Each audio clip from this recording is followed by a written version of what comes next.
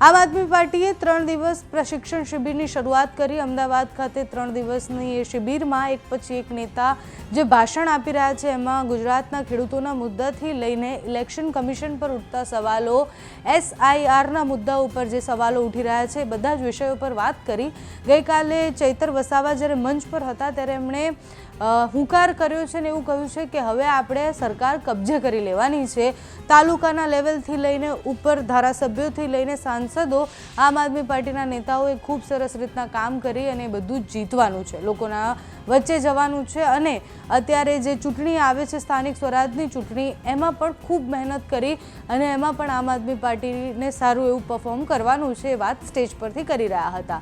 એ જ્યારે આ સ્ટેજ પરથી વાત કરી રહ્યા હતા ત્યારે બીજી તરફ ખેડૂતોના મુદ્દાઓ પણ ચાલી રહ્યા હતા।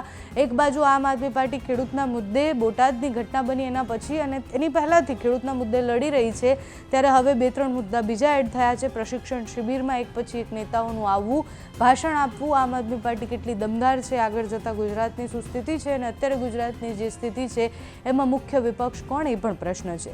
અત્યારે સૌથી વધારે કોઈ ચર્ચાનું કેન્દ્ર હોય તો ગોપાલ ઇટાલિયા વર્સિસ પરેશ ધાનાણી છે, કારણ કે પરેશ ધાનાણીએ ગઈકાલે ગોપાલ ઇટાલિયાનું નામ લઈને જે કહ્યું છે કે તમે તો ખેડૂતોના સોદા કરવા નીકળ્યા છો ને બધી જ જે વાત થઈ છે, એટલે વિપક્ષ આમને સામને આવી ગયા છે। આ પણ ગુજરાતમાં એવું કહેવાય કે સત્તા પક્ષના સામે સવાલ હોય, વિપક્ષે સવાલ કરે, પણ બે વિપક્ષ, એમાં પણ કોણ મુખ્ય વિપક્ષ, કોણ ગુજરાતના ખેડૂતોથી લઈને સામાન્ય લોકોના અવાજ ઉઠાવશે, એ વિપક્ષ કોણ, એની પણ લડાઈ ચાલી રહી છે। એ બધાની વચ્ચે, શિબિરની વચ્ચે ચૈતર વસાવાએ શું કહ્યું છે, સ્થાનિક સ્વરાજની ચૂંટણીથી લઈને ઇલેક્શન કમિશન પર ઉઠતા સવાલો પર એમણે શું કહ્યું છે તે સાંભળીએ।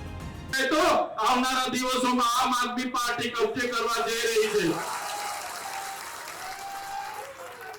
કબજે કરવાની છે આપણે, સાથે સાથે 250 તાલુકા પંચાયતો કબજે કરવાની છે। ત્યારે અનેક જાતની ગ્રાન્ટો આવે છે, તમે એક જિલ્લાના પ્રમુખ બની જાઓ, એક મેયર બની જાઓ, તાલુકાના પ્રમુખ બની જાઓ, અડધી સરકાર આપણે આપણા વિસ્તારોની ચલાવી શકીએ। વધુ ને વધુ 3 વખત ઘર હોમ ટુ હોમ, ઘરેથી ઘરે ફરીને ઘરના જેટલા પણ લોકો પુખ્ત વયના છે એનું જે ફોર્મ આવે છે એ ફોર્મ ત્યાં બેસીને ભરશે અને એ ફોર્મમાં જે વિગતો માંગવામાં આવશે તે આવનારા સેશનમાં બતાવશે આગળના વક્તાઓ। ત્યારે એ ફોર્મ ભરશે, એમાં આખા મતદાતા હશે, એનું નામ, એનો આધાર કાર્ડ નંબર, એનું જૂનું ચૂંટણી કાર્ડ, એનો જૂનો ફોટો, રેશન કાર્ડ નંબર, આ તે બધી વિગતો એમાં નાખશે। પછી નીચે એમની આગલી યાદીમાં નામ હતું કે કેમ, આગલી SIR ની યાદી, આગલી યાદી એટલે હમણાંની યાદી નહીં, 2002 ની SIR ની યાદીમાં નામ હશે તો બાજુના કોષ્ટકમાં એ નાખશે। આપણે 1/7/1987 પહેલા જન્મેલા લોકોની 2002 ની યાદીમાં નામ હશે અને ત્યાર પછી જે જન્મેલા લોકો છે એમની 2002 ની SIR ની યાદીમાં નામ નહીં હશે, એટલે 2 કોષ્ટક એમાં આપેલા હશે। અગર તેનું 2002 ની SIR યાદીમાં નામ નથી રહેતું તો એમણે પોતાના પિતાનું નામ હશે તો તે ત્યાં આધાર પુરાવા તરીકે નાખવું પડશે। એ આગળ અમે સેશનમાં તમને બધું બતાવીશું।